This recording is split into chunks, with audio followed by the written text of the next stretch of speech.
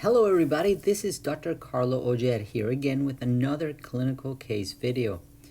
I produce medical video and education for DrER.tv, but if you're here, you're watching ED Exit Video Pro, which is specifically targeted at healthcare enthusiasts, whether you're a student still, wanting to be a physician, wanting to be a nurse, a paramedic, or whatever. We talk about medical cases and medical education. This is a case of a wound to the lower neck, right above the clavicle of this patient, or a stab wound to the neck. Let's find out the story. This is a 24-year-old man who presented to the emergency department after sustaining a stab wound to the left anterior side of the neck. A full evaluation revealed no pulmonary or vascular injuries. The main thing with the pulmonary, you want to make sure they don't have a pneumothorax or a hemothorax, blood in the lung tissue.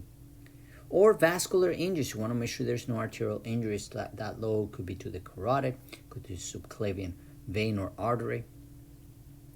When the patient was fully disrobed, asymmetry of the neck was observed.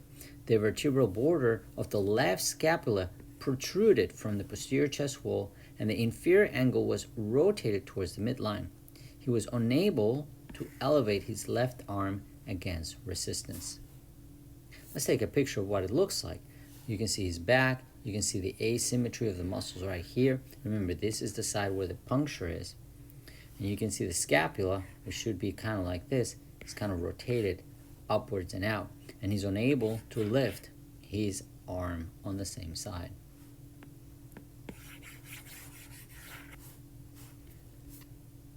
Again, no pneumothorax, no hemothorax, no major vascular or lung injury, no pulmonary contusions or anything like that. So what is this? Well, this is winged scapula as a result of a long thoracic nerve injury. Scapular winging refers to the prominence of the medial border of the scapula.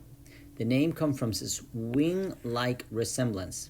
Winged scapula may result from trauma. It can also result from viral illness, repetitive stretching, or as a complication of surgical procedures.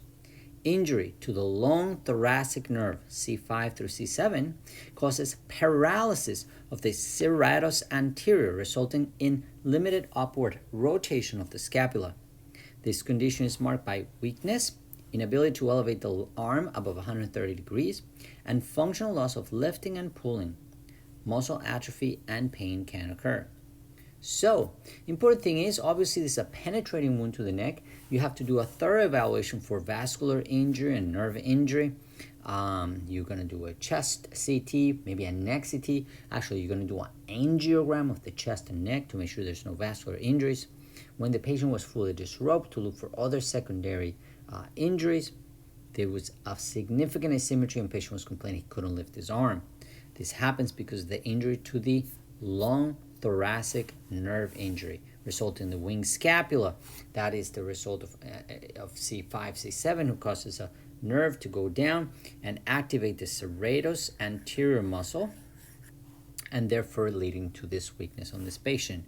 So, winged scapula, long thoracic nerve, serratus anterior or the levels of C5, C7, and also can happen not just from trauma, but viral illness, repetitive stretching, or surgical procedure complications. Hey guys, I hope you learned in this video. I certainly do when I'm making them for you. We'll see you again on our next video. See you then. Bye-bye.